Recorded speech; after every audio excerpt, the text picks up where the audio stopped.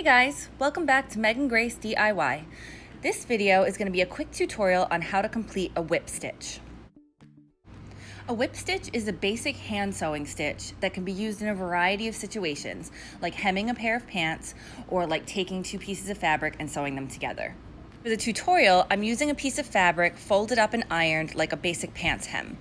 You're going to need a needle that's threaded through, doubled over, and knotted at the bottom.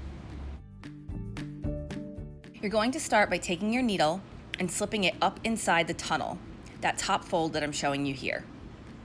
Next, you're going to take a small bite from the front fabric and then a small bite from the tunnel and pull your thread through. When I use the term bite, that means just picking up 2 or 3 fibers of the fabric with your needle. As you can see here, I took another small bite from the front fabric and a small bite from the tunnel and pulled my thread through once again. So one more time, we're going to take a small bite from the front fabric and then a small bite from the tunnel and pull through. Now a whip stitch can have the angle of the thread facing any direction. It could be more vertical, but in this case it's very horizontal, so it's right along the line of the hem.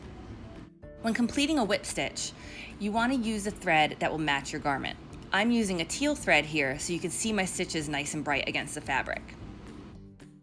As you continue to complete your whip stitch, you should have nice even stitches along the inside of your garment, and then when you flip it outside, you'll see little tiny bites of thread. I'm now going to complete the demonstration a second time using gray thread instead of teal thread. That way you can see how using a thread that matches your garment blends in versus stands out. As you can see here, I'm just repeating, taking a small bite from the front of the fabric and then a small bite from the fold or the tunnel.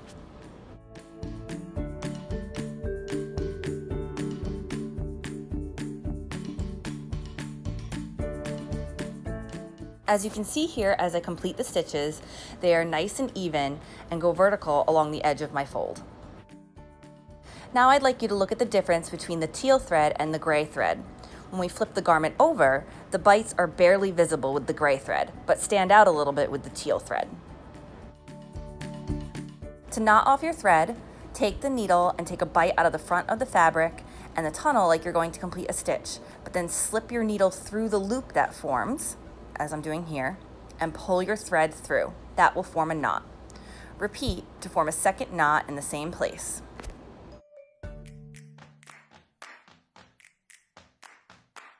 When completing any hand sewing for any type of project, your goal is for your stitches to be as neat and uniform as possible.